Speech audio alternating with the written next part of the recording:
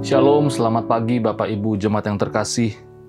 Puji Tuhan, ini hari yang baru dan selalu kami percaya bahwa penyertaan Tuhan, kasih Tuhan selalu ada di setiap hari yang Tuhan berikan kepada kita.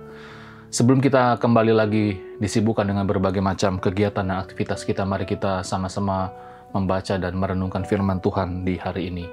Firman Tuhan di hari ini kita akan melihat bersama-sama dari dua bagian firman Tuhan, yaitu yang pertama dari kitab Ezra. Kitab Ezra pasal yang ketiga dan pasal yang keempat. Lalu juga kita akan melihat juga dalam 1 Petrus pasal yang pertama ayat 18 dan ayat yang ke-19.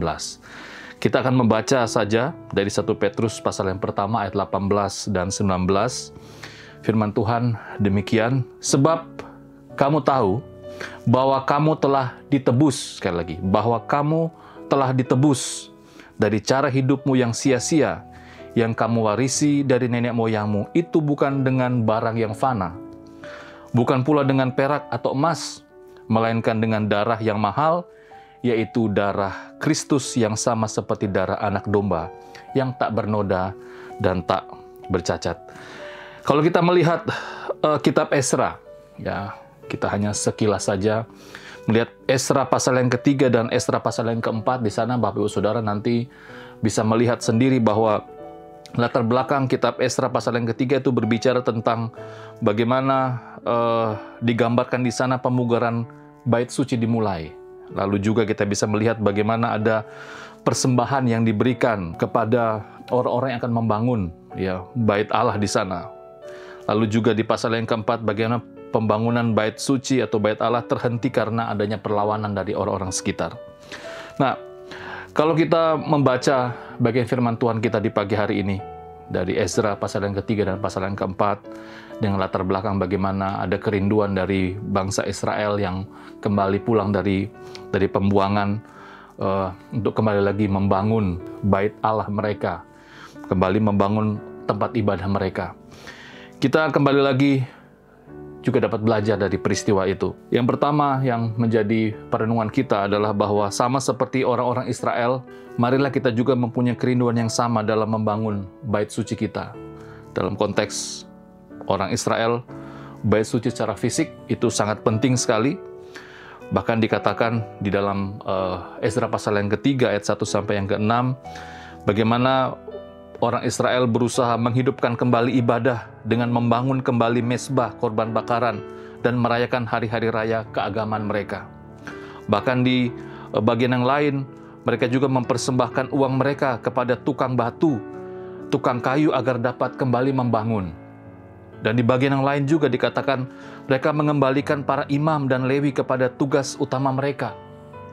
Dan mereka juga meletakkan dasar fondasi bait suci Tuhan di ayat yang pasal yang ketiga ayat yang ke-10. Ada kerinduan dalam konteks orang Israel dalam membangun bait suci mereka. Dalam konteks kita orang percaya bahwa tubuh kita adalah bait suci Tuhan, di mana Roh Kudus bersemayam di dalamnya. Seperti pembacaan kita dalam 1 Petrus pasal yang pertama ayat 18 dan 19 bahwa kamu atau kita telah ditebus dari cara hidup kita yang lama. Lalu bagaimana caranya? Agar kita juga sebagai orang percaya penuh gairah, penuh sukacita membangun bait suci kita. Wah, hidup kita ini sudah ditebus. Caranya, mari kita membangunnya melalui pembacaan firman dan doa. Mari kita mewarnai kehidupan kita dengan kasih di antara anggota tubuh Kristus. Dan juga mari kita menggenapi rencana Tuhan di dalam kehidupan kita hari lepas hari. Bapak Ibu Saudara terkasih, mari kita menjalani hari ini dengan penuh sukacita, tentunya dengan mewarnai hari-hari kita seperti apa yang firman Tuhan katakan. Ada semangat, ada gairah, sama seperti orang Israel, ada semangat, ada gairah, ada sukacita dalam membangun bait suci mereka. Kita pun sebagai orang-orang yang sudah ditebus, sudah diselamatkan, mari kita membangun bait suci kita, yaitu kehidupan rohani kita, kehidupan iman kita dengan penuh sukacita, dengan hal-hal yang rohani. Mari kita berdoa. Bapa, terima kasih.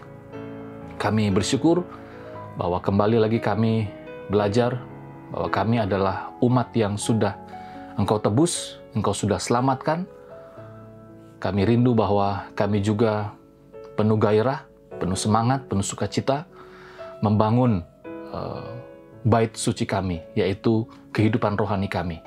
Tentunya dengan hal-hal yang positif, hal-hal yang rohani di dalam kehidupan kami. Sehingga nama Tuhan dipermuliakan, dan itu sebagai wujud terima kasih kami atas kasih dan pengorbanan-Mu di kayu salib.